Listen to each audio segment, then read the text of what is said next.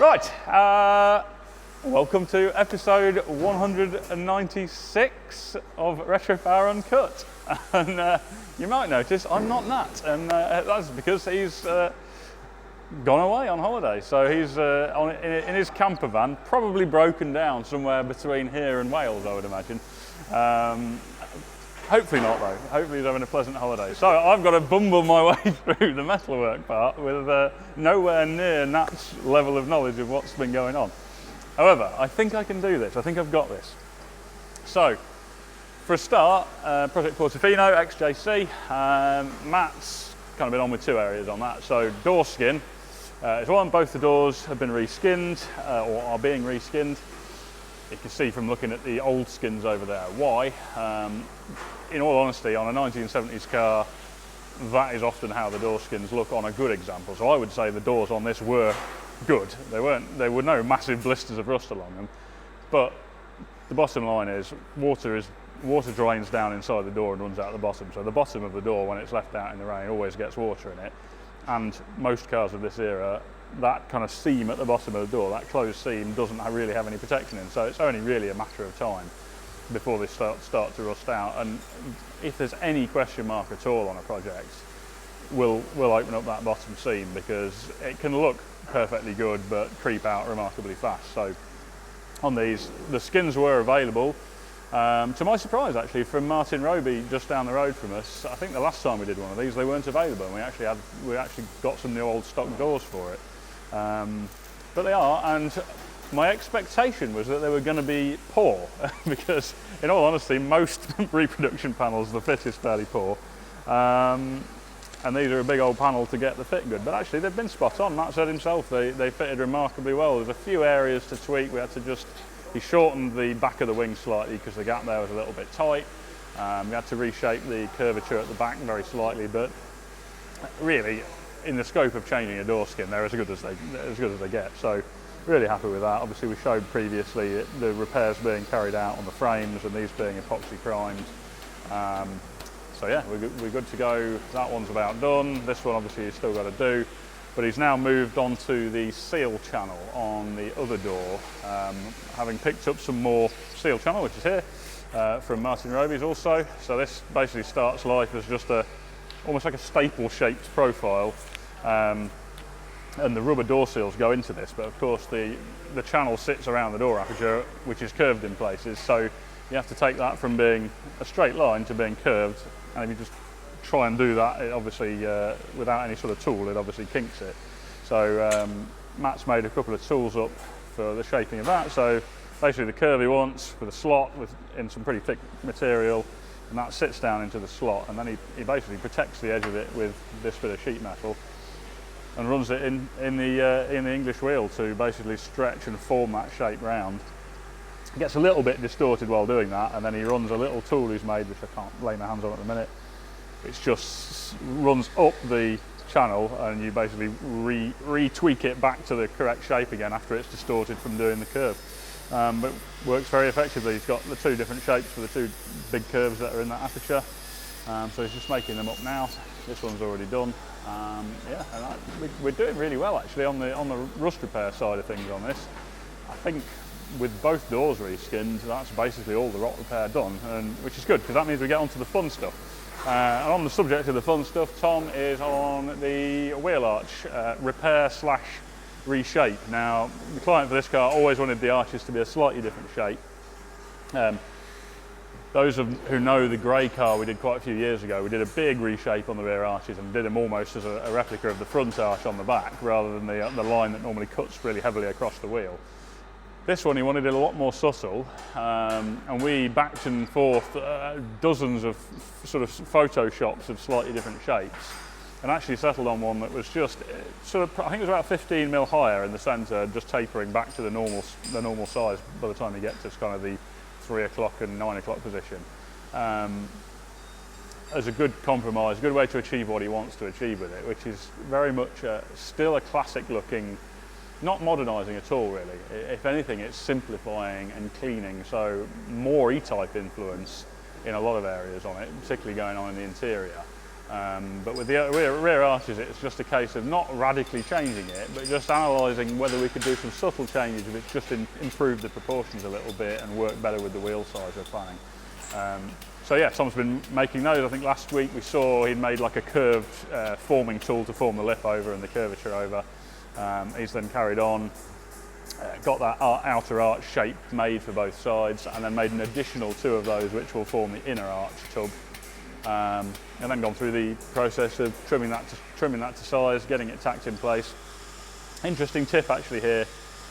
You'll notice probably that he left some little tabs on, and it's quite a good way of holding a new panel on. When you're going to do an edge-to-edge butt joint, if you leave some little tabs on the new panel, you can basically joggle them out and screw them into the upper section that you're joining against.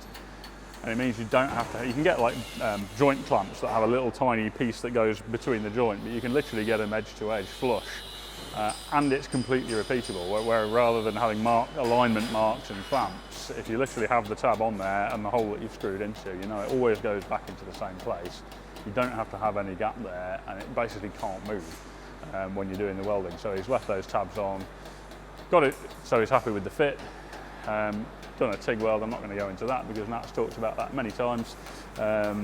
Basically TIG welding, planishing, TIG welding, planishing. And that's looking pretty good. This outer's about there now. He's done the metal finishing, or is in progress with the metal finishing on that.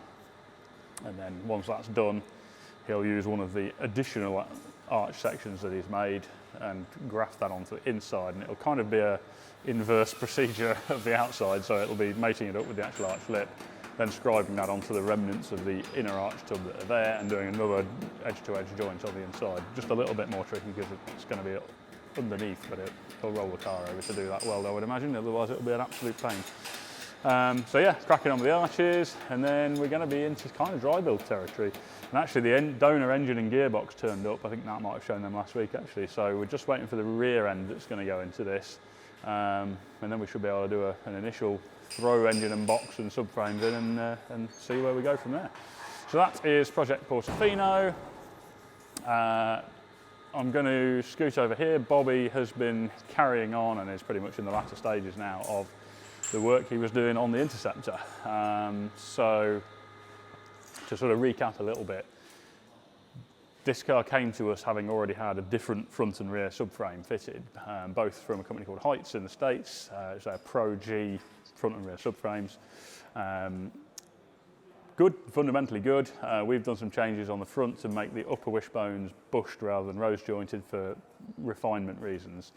However, one of the things we've come onto is looking at the alignment of everything, and Bobby showed a really good piece last week on bump steer and analysing the bump steer, and we kind of concluded that for whatever reason the people who were previously involved with this ditched the steering rack that came with the Heights setup and put an Interceptor rack in. But because the natural position of the rack, or the correct position of the rack, runs right through the centre of the chassis tubes, they'd moved it up considerably, which gave it an enormous amount of bump steer. Now we can combat that by putting raised steering arms on, which is what Bobby was doing last week. He's kind of mocked that up and got it amazing in terms of bump steer. However, in terms of analysing all of that, or during analysing all of that, he also noticed the caster. There was more caster both sides than we really wanted, even with it adjusted as minimally as you could, and it had more caster one side than the other, which caused us a fair degree of head scratching. And I think what we've concluded is that the fact it's got too much caster overall is that the entire subframe was mounted slightly pivoted, canted back if you like, so it just naturally gave it more caster. The one we really couldn't get our head around was how they could be more one side than the other, because that subframe from Heights, I refuse to believe they would have done anything other than build that in a jig, and there's almost no chance that could be out by any substantial amount. But then we did make a bit of a discovery that we think the subframe has been either narrowed or widened. It looks, when you look down inside the box sections, like there's a sleeve inside there. So what we suspect is that when that happened, it was perhaps just one side ended up slightly twisted versus the other. Not massive, not concerning enough that we want to start cutting the entire subframe out. But what we have decided to do is move the lower wishbone mounting points, or widen the brackets essentially, to then give us a load of shimmability on the lower wishbones, so that we can move their fore and aft position and give us a load of caster adjustment. There's a very, very tiny amount of caster adjustment on the upper arms as standard, but it's nowhere near enough. So Bobby's about finished now refabricating the lower wishbone brackets so we can adjust the lower arms back to get the caster that we want, and also adjust them independently to balance up the caster left to right. So that's looking good. So we've basically tackled the bump steer issue, we've tackled the caster issue. The next thing we noticed is that it had a lot more lock one way than the other. So Bobby got the rack off, started investigating that. What we deduced from that, or what we found, is that it's had a spacer fitted between the track rod and the rack bar, one side, to basically limit the amount of steering lock it's got in one direction, which seems a little odd, but we could see why that had been done, because the entire rack casing had been moved slightly to the offside to help with exhaust clearance of the steering downlink, which does make sense in fairness. And actually it can't use any more lock than the rack has, even with that spacer in, because you run into arch clearance issues at the back. So that all kind of made sense, apart from the fact that the rack still hadn't been mounted quite centrally. We had to move the rack mounting position, I think about 3 or 4 millimeters over to get that right. So that's now resolved. We now have the same amount of steering lock one way as the other. That's the third problem solved. The next thing we've noticed is there is basically 0 Ackerman on it, which that is the relative steering angle of one wheel versus the other. So if you imagine when a car's turning, the inner wheel is actually turning through a smaller radius than the outer wheel is turning, and thus, to avoid one of those tyres kind of scrubbing sideways as you turn, the inner wheel actually wants to be turning tighter than the outer wheel. And if you look at any car when it's steering at a tight angle, you'll see the inner wheel is steering tighter than the outer, and that's called Ackerman angle, and this basically doesn't have any. And now that is the relative position fore and aft of the steering rack versus the points at which the steering arms attach to the hubs, and basically, so therefore the angle of the steering arms, and the angle of those steering arms means that when you steer, one of them goes through a tighter radius and therefore pulls the wheel in more. So we are just playing with that at the minute. Now we haven't got a lot of scope to move the rack, but given that we're going to have to make custom steering arms to raise them 60 mil to get the bump steer right, we'll also probably extend them. And we have noticed the steering ratio is pretty quick. It's something like 2 1/4 turns lock to lock at the minute, which for a GT car is very fast. So extending the steering arms will also slow the steering ratio, which will be a good thing. So we're kind of killing 2 birds with 1 stone there. So the steering arms will be higher to combat the bump steer, further forward to give us the Ackerman angle and the slower ratio steering, and then we've moved the rack casing across to centralise it and get the same amount of lock one way as the other, and we've modified the lower wishbone mounts to basically dial out the excessive amount of caster that it had. And then we will be back to where it should have been in the first place, of having all the geometry correct on the front end. So kind of frustrating that that groundwork hadn't been done previously, but not that surprising, but we're going to solve that. And then the Stu has been on with a couple of things. The door, wiring routing to the door. There was no way of getting wiring to the doors, even though actually originally these did have electric windows. So again, the work that had been done previously on the car, I think that's perhaps a job they hadn't got onto. So we've now put the holes through in the door pillars and doors to put wiring conduits in, so we can run the wiring to the doors. At the same time, that sort of sparked the thought process in Stu to check the speaker provision, so where we're going to have the speakers in the doors, make sure there's clearance for the magnets against the window mechanisms, which there is, so that's great. And again, rear speakers, checking the fitment for those, and actually, because these cars had rear speakers in the quarter panels and front speakers in the doors, there is clearance there anyway, so that's good, and there's clearance for the speakers we want to use. And then he's been working on the dash fascia, sort of directly in front of the driver fascia panel that will have the speedo and tacho, and then on the passenger side there's just going to be a blanking panel. You can remove that to access the power distribution modules, but essentially it'll be a fixed panel in terms of access by the driver. There's no glove box. So he's made up those panels. Doing those, we discovered that the fiberglass frame we originally had for the dash had a slight twist in it, so one of the panels wasn't sitting straight, or they both weren't sitting quite true, so we've just adjusted the brackets at the end to get that all sitting true. So that's looking good now. And then that was leading up to doing a full mock-up of all of the HVAC pipe work. So Stu's now made a little sort of cardboard mock-up of the outlet manifold from the actual aircon heat unit, which Luke's now going to interpret on CAD and make a 3D print of. And that was the last piece of the puzzle to basically allow us to do a full mock-up of all of the 3D printed ductwork, all of the flexible ducting that goes between that, get it all in under the dash so we can then record the positions of everything, make sure all the components fit together, or photograph everything so that when we come to final build on this, we know how everything was intended to go. So yeah, he's basically chipping away at the finer end now of the dry build process. And actually I'm noticing another thing, seals. We're doing the trial fit up now of all the seals. So on the doors, there's chrome mouldings that sit all the way around. They basically border the door card. And the seals sit against those, which is interesting. This takes me off onto an offshoot memory from the CV8 we were working on, where we were absolutely perplexed to find that the original design is that the door card, the upholstered face of the door card, is what seals against the door seal, which is pretty shocking. Now they obviously tackled that on this, so there's some really nice chrome mouldings that sit around the door card, and they are what touch the door seal. So it's got them fitted up, got the door seals in to make sure that there's an appropriate amount of contact area and force on the door seals. You don't have to slam the doors excessively, but they still seal. It's just been checking the fit of the windscreen seal. That generally looks good, but we've not tried it with the glass yet, so that'll be the next misery, I imagine, that the aperture won't be the same shape as the glass. But we'll find out, and fingers crossed it will be. So just chipping away at that process of basically trial fitting everything that touches metal, everything that might require metalwork, so then we can draw a line under the dry build process and strip it down for paint. So that's an exciting prospect. And on the subject of paint, I'm going to hand over to Mark to show you what's been going on in the body shop. And I'll see you after his little piece now. All right, welcome to this week's episode. So this week we've been soldering on with the Allegros. I think we're on to the Harvest Gold car at the minute, concentrating on that. We've got all the panels ready, as you can see, and some new panel stands, fresh from China. But yeah, we've got doors, wing setup on here, much better setup, we can tilt it, much better than these older ones. These old ones are getting a bit knackered now. But yeah, all these set up. I think Gaz is going to go in first with these. It's always nice just to do the panels first, get back into it, because we don't really do a lot of painting, like as in the full car paint. So like, it's nice just to get back into it with the panels first. So if you do a little error, it's easy to quickly rectify that and repaint it. So yeah, so these are all set up. We've got car one, which is going to be the red stroke orange car. That's ready for Raptor, but we're still waiting for the final colour choice because we're tinting the Raptor underneath. So that's ready, all papered up.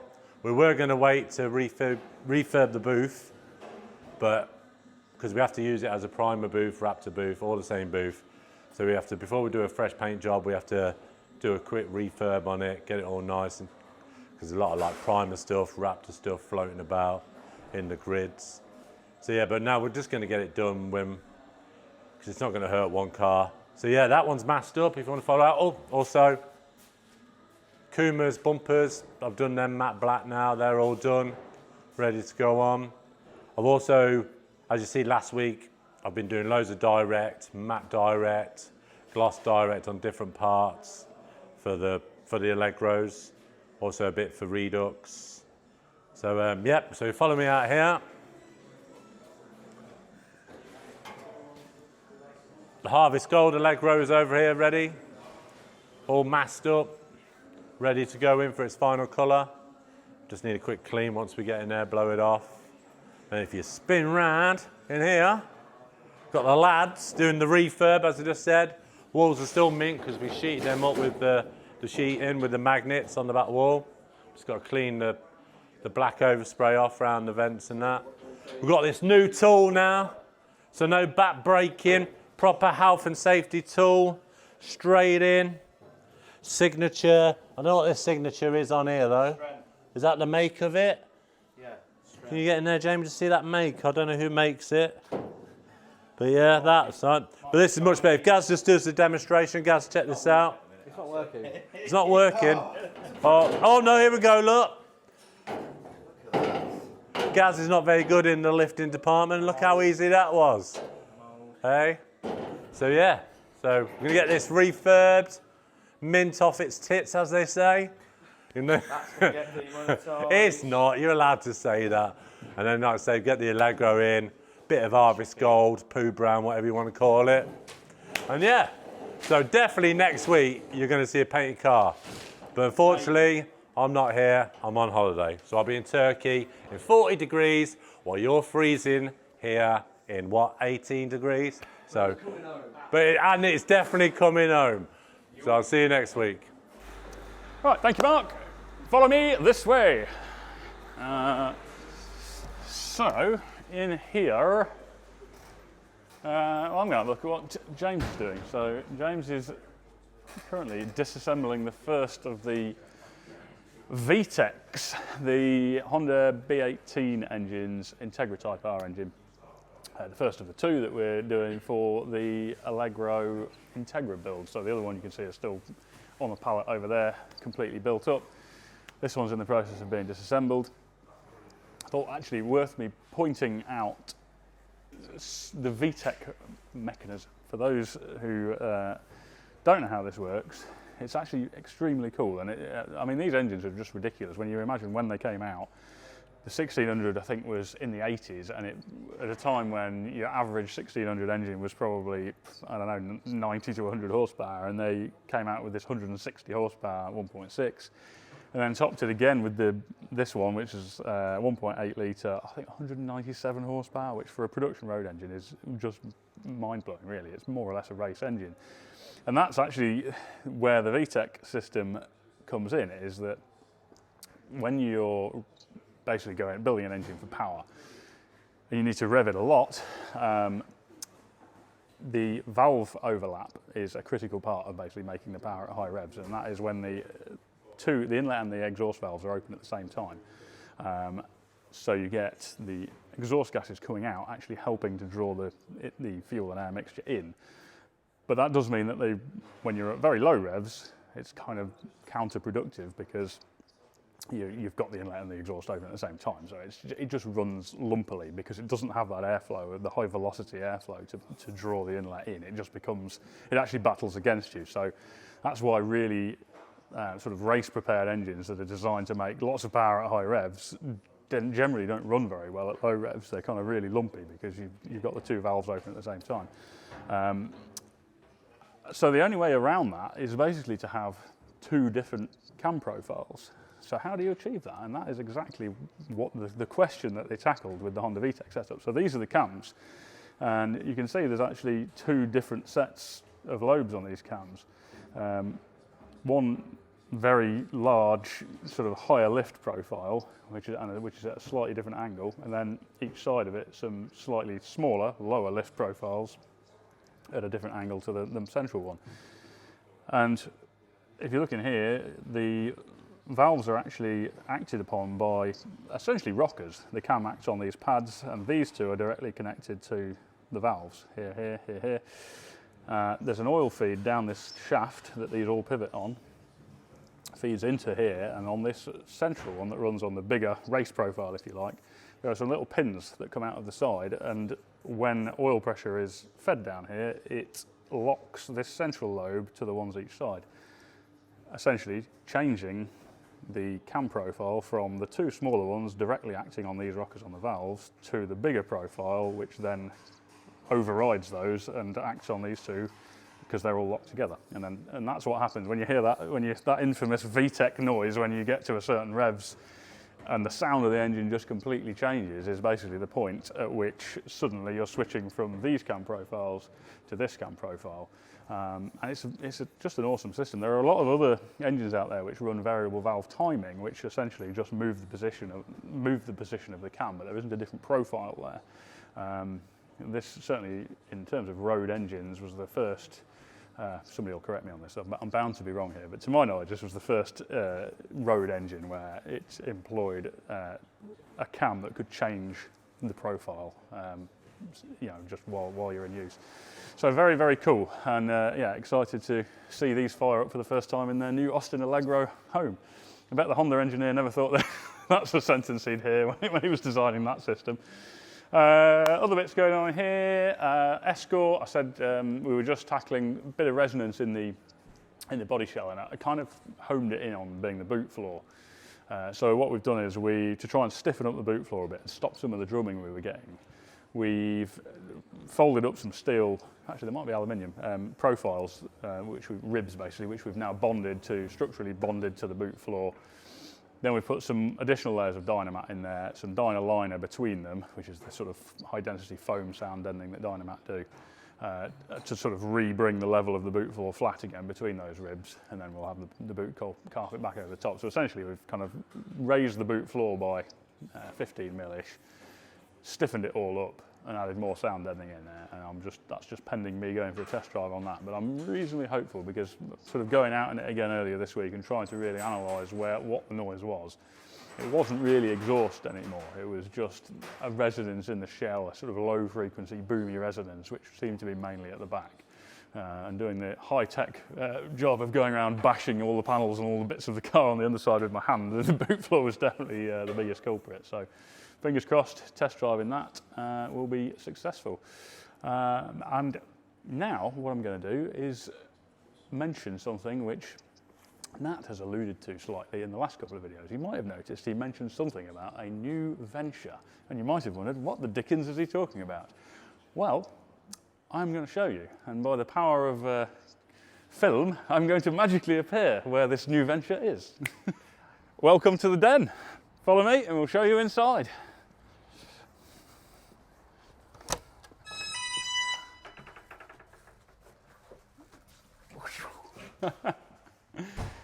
So, what the devil is the den, you might ask? You might well ask. So, this is a new additional facility that we are setting up, and it's basically the culmination of a variety of things that we've decided we didn't have the facility to do properly at the main Retropower workshop.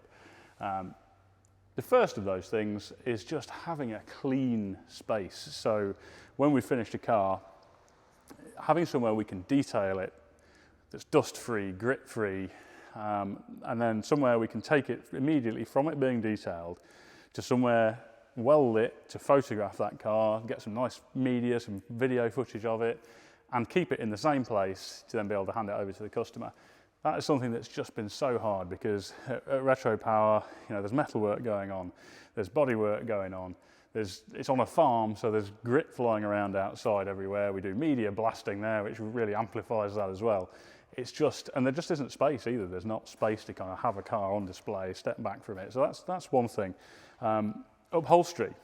You may have been thinking, hey, we've brought upholstery in-house, but Richard, he's crammed into a corner of the mezzanine, no space to work. You've got the sewing machines in the mechanical workshop. I'm amazed we didn't get any comments about that. But yes, that was never really the plan. We've been waiting for this place to come to fruition so we could move him down here, and we'll go and see what he's up to in a minute.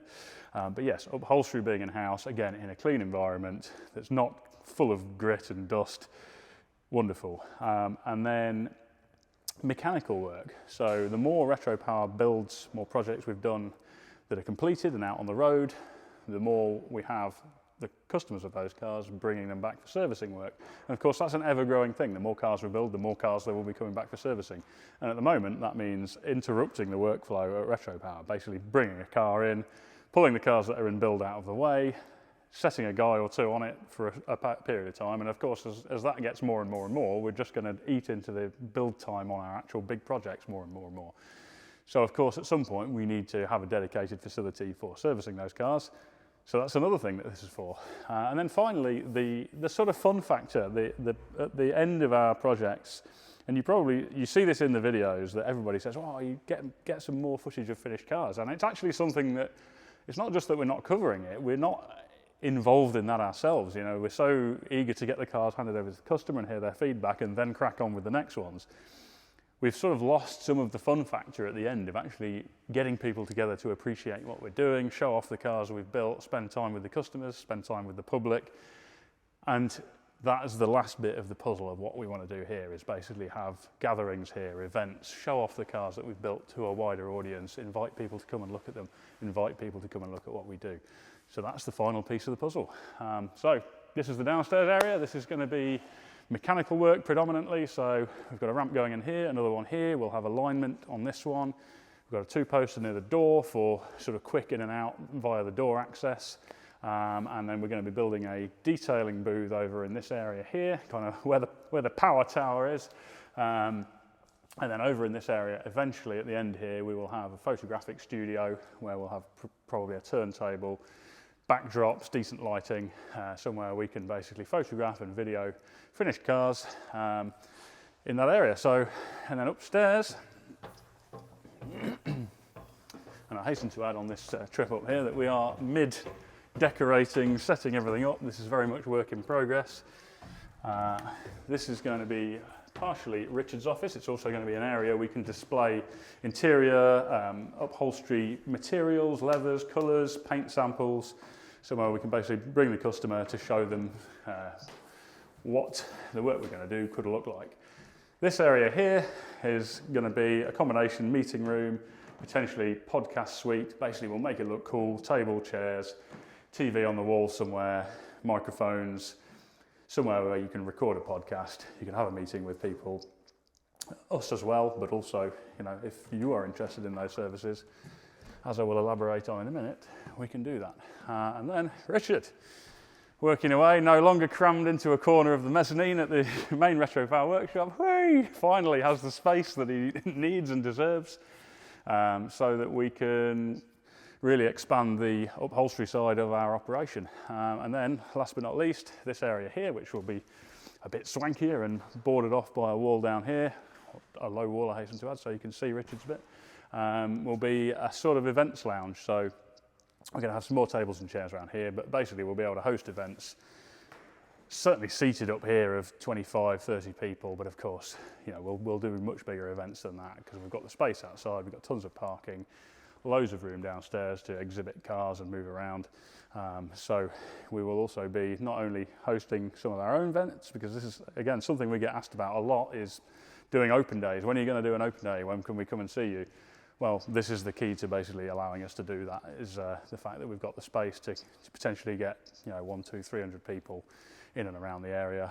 Yeah, it's very exciting to be able to offer all of these things. And one of the key things that's going to set this place apart from what we're doing up at the Retropower workshop is that we're going to offer the services we can provide here as a standalone service. So at Retropower, obviously we have all sorts of things we do involved with building a car, and we often get asked, can you do just this bit for me? And unfortunately, with the workload we have up there, and the way that it's set up, is that we are only really taking on jobs that are literally a bare shell concept through to turnkey car. Here, we're going to offer the services we provide to members of the public. So basically, if you want us to look after your car, whether that be mechanically, detailing it, an awesome interior for it, we can do that. So, and also the event side of things, once we've got all this fully functional, if you want to do a car meetup here, if you just want to organise a meetup with your mates, with a cool backdrop, some nice cars downstairs, maybe a stop off on a road trip, we can do that. We can hire out this space, we can do food, we can do drink, you know, just give us a shout and let us know your requirements. And also the detailing side of things, we're just in the process of getting that all set up, but if you want us to basically make your car look amazing, work amazing, and show it off to your mates, this is pretty much the place. So drop us an email to theden@retropower.co.uk, or alternatively info@thedenautomotive.co.uk, and we can discuss your requirements. And I'm very excited to be able to offer these services to you. And on that note, we'll see you again next week.